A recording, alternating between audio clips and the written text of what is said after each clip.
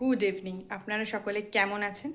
আর ব্লগটা যখন কালকে যাবে হয়তো সন্ধেই হয়ে যাবে, তাই গুড ইভিনিং বলেই ব্লগটা স্টার্ট করলাম। অনেক দিন আপনাদের সাথে কথা বলা হয় না, কোনো লং ভিডিও যায় না, শর্টই যায়।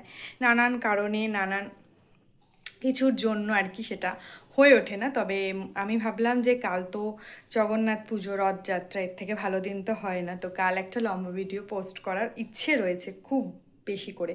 কাল না হলেও পরশু দিন, মানে 28 তারিখ তো পোস্ট করবই। তো আমি যেটা বলার জন্য আজকে ক্যামেরাটা তুলে নিলাম এখনই হঠাৎ, এত এখন যদিও রাত্রিবেলা, রাত হয়ে গেছে কেন, তো আমি মানে বিগত 1 বছর, মানে গত বছরই জগন্নাথ পুজো স্টার্ট করেছি ঘরে নিজে নিজেই, ছোট্ট একদম ছোট্ট করে ঠাকুরকে যেটুকু ভোগ নিবেদন করে একদম ছোট করে, মানে জানি পুজো ছোট বড় হয় না, ভক্তিটাই মেন হয়, তাও বললাম জাস্ট ছোট করেই আর কি। তো এই বছরটা ইচ্ছে ছিল করার, বন্ধু ভাই এদেরকে ডাকার, বাট আপনারা সকলেই জানেন এবছর আমি আমার দাদুকে হারিয়েছি। তো এবছরটা ওইভাবে তো পুজো করা যায় না ব্রাহ্মণ দিয়ে বা কিছু দিয়ে, তো নিজে নিজেই করছি। পরের বছরটা চেষ্টা করব, বাকি সবই জগন্নাথ দেবের ইচ্ছা। তো আজকে হচ্ছে 26 তারিখ, তো আজকে রাত থেকে মোটামুটি সমস্ত ঠাকুরের জিনিসপত্র জোগাড়পাতি করা শুরু করে দিয়েছি। সেই জন্য ভাবলাম আপনাদের সাথে ব্লগটাও শুরু করে দিই।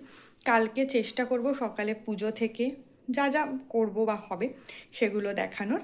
আর কালকে বিকেলবেলা ভাই, মানে সৌরদীপ আপনারা সকলেই চেনেন, ও ওর বাড়ি থেকে রথ বার করবে। তো আমার তো নিজের কোনো সেরকম রথ নেই, ছোটোবেলায় একবারই চালিয়েছিলাম, তারপরে আর হয়নি।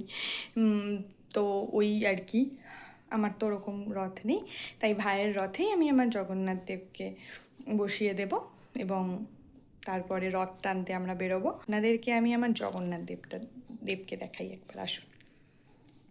এই যে এইটা হলো আমার জগন্নাথ দেব, একটা চালের মধ্যেই বলরাম দেব, সুভদ্রা মা, জগন্নাথ দেব সবাই আছে। আর এইটা হলো আমাদের বাড়ির সিংহাসন। আশা করি আপনারা শর্ট ভিডিওতে অনেকেই দেখেছেন, আজকে আরেকবার আপনাদের সাথে শেয়ার করে দিলাম। তো মোটামুটি জোগাড় যন্ত্র শুরু হয়ে গেছে, যা যা করবো সেই সমস্ত জিনিসপত্র, বাসনপত্র সব ধুয়ে টুয়ে পরিষ্কার করে রাখা হচ্ছে। বাকি আবার দেখা হবে কালকে সকালবেলা। গুড মর্নিং সবাইকে। কালকে ব্লগটা স্টার্ট করেছিলাম, আপনারা সকলেই জানেন। তো আজকে জগন্নাথ পুজো, যেমনটা বলেছিলাম কিছু স্বল্প আয়োজন করেছি ঠাকুরের জন্য, তো সেটাই শুরু করব এবার আর কি। আমি একদম স্নান টান করে শাড়ি টাড়ি পরে রেডি হয়ে গেছি।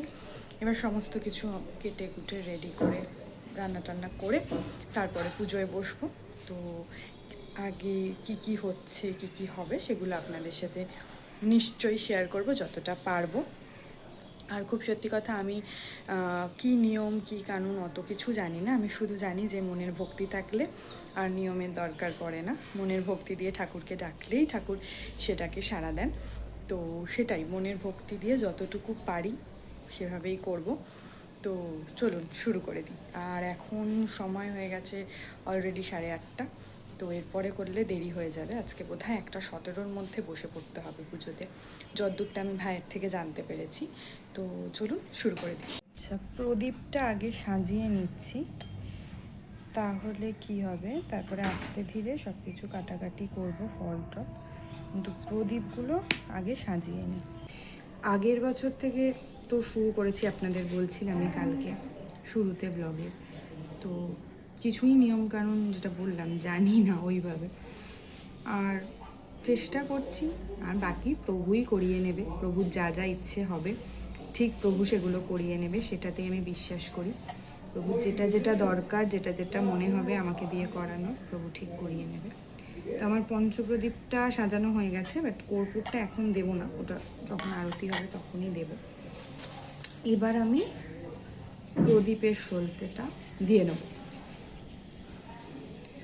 যাতে একটু হলেও ওগুলো রেডি থাকে, পুজোতে বসার সাথে সাথেই শুরু হয়ে যায় পুজোটা। বেশ শুরু আর কি। প্রদীপ দিকে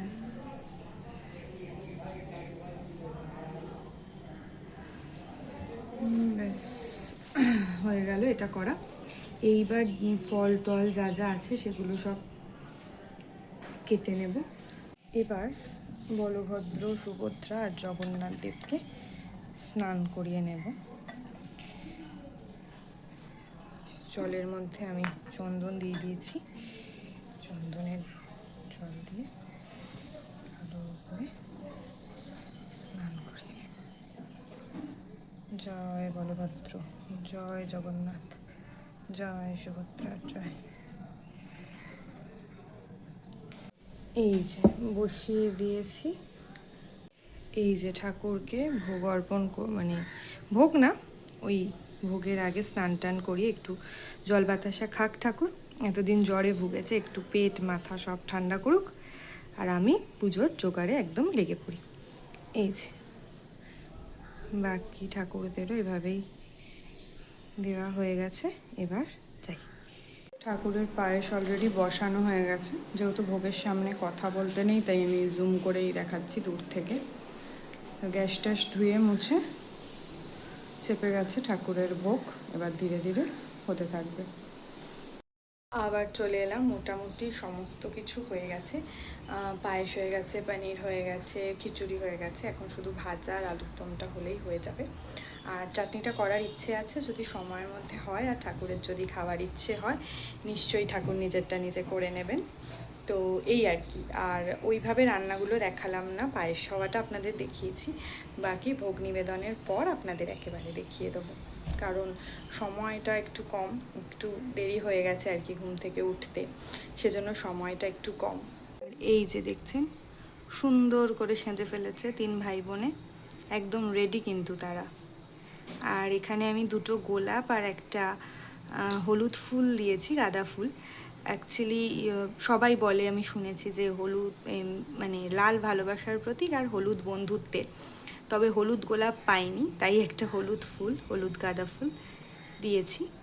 এই কামনা করেই ফুলগুলো দেওয়া, যে বন্ধুত্ব এবং ভালোবাসা দিয়ে ঠাকুর আমাদের সর্বদা বেঁধে রাখুন, আমাদের দ্বারা যেন কোনো অন্যায় কোনো ভুল কখনো না হয়, আমাদের জ্ঞানত অজ্ঞানত যেন আমাদের দ্বারা কেউ কষ্ট না পায়, এই সমস্ত কিছু ঠাকুর দেখে রাখুক এবং আমাদেরকে অলওয়েজ খুব খুব ভালোবাসুক, আর খুব খুব শাসনও করুক যদি আমরা ভুল করি।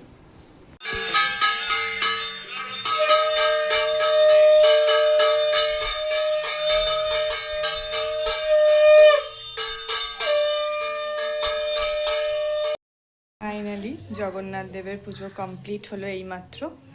তো আমি একবার দেখিয়ে দিই প্রভুকে আপনাদের, আর প্রভুকে যা যা ভোগ নিবেদন করেছি সেগুলো। প্রভু, আর এগুলো প্রভুকে, প্রভুর জন্য স্বল্প আয়োজন।